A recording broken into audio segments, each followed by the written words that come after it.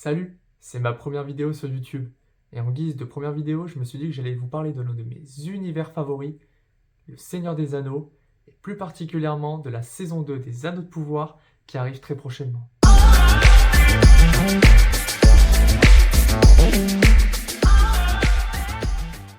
Tout d'abord, on va faire un tout petit récapitulatif de cette saison 1 qui, en tant que grand fan des œuvres de Tolkien et des films de Peter Jackson, j'avoue que j'ai été relativement déçu. Il y a eu des points positifs sur cette saison 1, mais il y a quand même eu beaucoup d'incohérences et beaucoup d'intrigues qui, on va dire, n'étaient pas très utiles. On va être franc, hein. L'intrigue de l'étranger, franchement, avec les pieds velus, c'était long. Oh là là là là, c'était long. Mais surtout, vraiment, ce qui m'a vraiment le plus dérangé dans cette série, en fait, c'est la fin de la saison 1. Pourquoi ils nous ont forgé les anneaux des elfes dans la fin de cette saison 1? Dans l'œuvre originale, qui est une pure masterclass, les anneaux des elfes sont les derniers à être forgés. Et eux, ils se sont dit, tiens, fin de saison 1, allez, on va forger les anneaux des elfes en premier. Donc j'avoue que rien que ça, et c'est vrai que ça avait fait beaucoup parler sur la toile. Après, on va quand même donner quelques avis, quelques points positifs sur cette saison 1. Franchement, le visuel de la série, il était topissime. C'est peut-être l'un des plus beaux visuels que j'ai vus dans des séries, parmi toutes les séries que j'ai vues, et j'en ai vu beaucoup.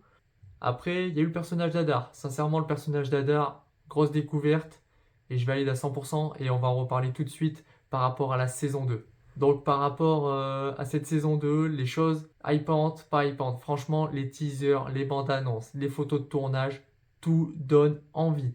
Sincèrement, à la fin de cette saison 1, j'étais déçu. Je me demandais même si j'allais, oui ou non, regarder la saison 2 parce qu'elle avait déjà été annoncée. J'étais pas trop sûr, j'étais pas trop fan. Et puis je me suis dit, allez, vas-y, tu aimes les livres, tu aimes les films, t'es un fan, regarde quand même la bande-annonce, on va voir ce que ça donne. Franchement, ça envoie du lourd. Après, forcément, avec cette saison 1 qui m'a beaucoup déçu, je reste un peu sur ma faim et je me dis, je vais attendre de voir quand même pour voir ce que ça donne. Ce qui est cool, c'est qu'ils ont déjà annoncé que les 3 premiers épisodes, ils allaient sortir du coup d'un coup. Donc sur la même journée, les 3 premiers épisodes vont sortir et puis après, ce sera un épisode par semaine pour un total de 8 épisodes. Donc voilà, ça démarre le 29 août et ça finit en début octobre. Donc déjà, de ce qu'on peut voir par rapport aux bandes annonces, c'est que la qualité visuelle, ça va être encore une claque, une bombe atomique. Franchement, dans la bande annonce, entre le monstre marin, les orques avec le maquillage qui est franchement exceptionnel, le Balrog, même si le Balrog, hein, ces petits coquins là, dans la saison 1, ils nous ont montré du Balrog, en fait, ce qu'on a vu dans la bande-annonce, c'est tout ce qu'on avait vu dans la série. Donc je me dis, peut-être que dans cette saison 2, c'est exactement ce qu'ils vont faire, mais on verra. Mais personnellement, on croise les doigts, on veut voir le Balrog, hein. Ensuite, le design du troll d'Amrod, personnellement, une tuerie. Lui, on veut qu'il saccage tout, quoi. On veut le voir dans une bataille, on veut le voir prendre des elfes, les jeter partout, limite les déchirer en deux. On veut vraiment que ce soit du violent. Voilà, c'est tout ce qu'on attend de lui. C'est un troll, il est là pour faire mal. En ce qui concerne du coup le personnage d'Adar, du coup le changement d'acteur, ce n'est plus le même acteur, mais de ce qu'on voit, franchement, vu que c'était le gros point fort de la saison 1, ils ont l'air d'avoir repris un acteur qui a envie de jouer le rôle. Et d'après les bandes annonces, ça a l'air vraiment cool. L'intrigue avec Adar, on ne sait pas trop si oui ou non il va par la suite se rallier à Sauron, s'il va essayer de s'allier avec potentiellement Galadriel et les elfes pour essayer de vaincre Sauron, parce que de toute manière dans la saison 1 c'est ce qui avait été dit, qu'il avait réussi à vaincre Sauron, mais en vrai voilà, il n'est pas mort, surprise. Et surtout, vraiment l'intrigue principale de cette saison 2, ça va être bien évidemment Halbrand qui va prendre l'apparence de Anatar, personnage fidèle au livre, qui franchement, je suis très attaché à ce personnage parce que dans les livres, c'est une tuerie, c'est une masterclass. Donc là, Anatar, on peut le voir qui va rejoindre Celebrimbor en Eregion afin de faire forger les anneaux des hommes et des nains. En parlant des anneaux des nains, on a pu voir Durin 3 du coup, avec un anneau en sa possession. Donc on suppose que c'est l'anneau qu'a forgé Anatar avec Celebrimbor. C'est Sauron qui, par derrière, a manipulé les anneaux. Et on sait que chez les nains, qui eux ne sont pas affectés par la magie, ça va les rendre encore plus avides d'or. Et du coup, la conséquence logique, c'est que dans la Moria, Durin 3, il va être encore plus avide d'or. Qu'est-ce qu'il y a dans la Moria? Le mithril. Il va vouloir creuser sûrement encore plus profond pour avoir du mithril.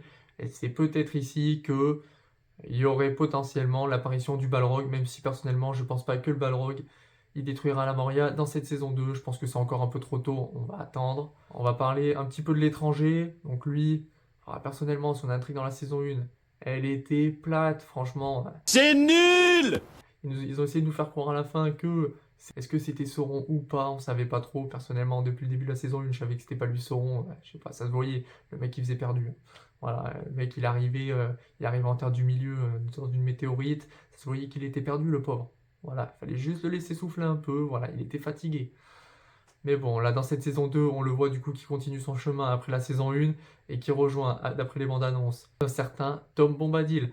Donc ça, c'est un personnage vraiment iconique des fans de Tolkien, mais aussi des livres, parce qu'on peut le voir apparaître dans Le Seigneur des Anneaux.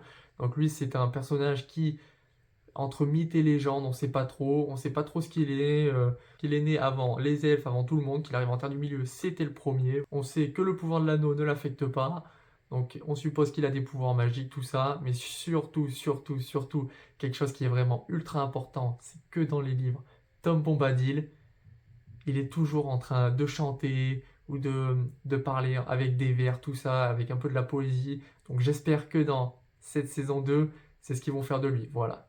Tom Bombadil, c'est la première fois qu'on le voit apparaître sur grand écran. Et franchement, j'espère qu'ils vont faire voilà, quelque chose de cool avec lui. On voit qu'il va avoir un petit rôle, un petit peu de guide, de messager pour l'étranger. Et donc peut-être que l'étranger dans cette saison 2, à la fin de cette saison 2, on saura enfin qui est cette personne. Gandalf, un magicien bleu, on verra bien, ou peut-être même un autre mage. C'est une adaptation après tout, ils sont capables d'inventer un autre mage, donc on verra bien. Personnellement, moi j'ai aucune préférence. Une toute petite partie de cette saison 2, dans la bande-annonce, on remontre Numénor. Numénor, c'est toujours aussi magnifique. Tu vois les vidéos, les bandes annonces, tout ça. Franchement, le travail qu'ils ont mis dessus, c'est vraiment exceptionnel.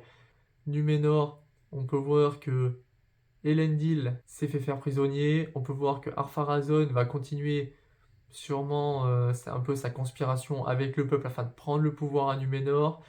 Et que Elendil va sûrement avoir une sorte de jugement, mais que c'est Myriel qui va prendre sa place et qui va être confronté à un monstre des fonds marins. Envoie du lourd. Voilà, c'est le mot, il faut dire la vérité. Quand c'est nul, mais quand c'est bien, il faut le dire.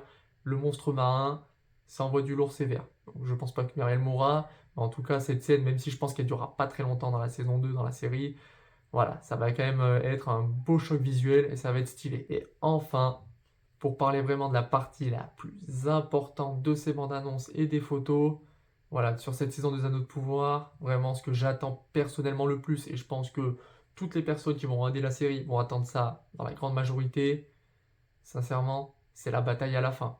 La bataille en Eregion, où on peut voir les armées des orques qui vont attaquer du coup la ville où se trouve Celebrimbor et où donc potentiellement se trouvent les anneaux des hommes et les anneaux des nains. Les visuels de cette bataille, ils ont l'air dingues. Je pense qu'ils se sont pas mal inspirés de la bataille dans le Retour du Roi de Minas Tirith. On verra ce que ça donne. Je pense qu'il va y avoir pas mal de références.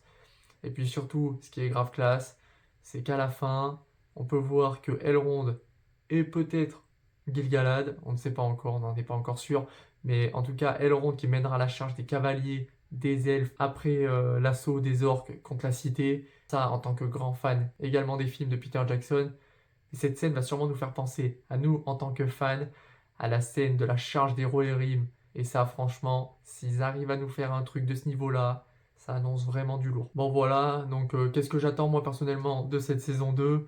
Bah franchement, un scénario qui est quand même bien mieux décrit que lors de cette saison 1, voilà, que les intrigues soient plus cool. J'avoue que cette bande-annonce, elle me donne quand même beaucoup plus envie que la bande-annonce de la saison 1 qu'ils avaient faite à l'époque. J'espère vraiment que voilà, Elrond, tout ce qu'on peut voir, il va passer en mode guerrier, ça va être plutôt classe. Galadriel, qu'elle continue sa chasse envers Sauron, que la bataille soit énorme. Kanatar, il a vraiment un rôle de manipulateur, ça c'est vraiment important. Je pense que l'acteur, d'après les bandes annonces, a l'air de s'être plutôt bien imprégné du personnage, donc ça c'est cool. Qu'est-ce qui me fait peur par contre? Bah, j'ai peur par rapport à la chronologie, quoi. Sachant que, vu que les anneaux des elfes, ils les ont déjà forgés, alors que théoriquement c'est ceux qu'ils ont forgés en dernier, je me demande comment ils vont pouvoir amener le fait qu'ils ont forgé les anneaux des hommes et des nains après, alors qu'à la base les anneaux des nains et des hommes étaient forgés avant. et du coup, ils étaient, entre guillemets, corrompus par Anatar Sauron, et c'est pour ça qu'après Celebrimbor, dans son coin, avait forgé les anneaux des elfes pour pas qu'ils soient corrompus par Sauron. Donc on verra bien comment ils se débrouillent, voilà, c'est vraiment la seule grosse partie qui me fait un peu peur. J'espère que cette vidéo vous a plu, merci de l'avoir regardée, n'hésitez pas à me laisser un commentaire, à bientôt sur Fantasia Geek.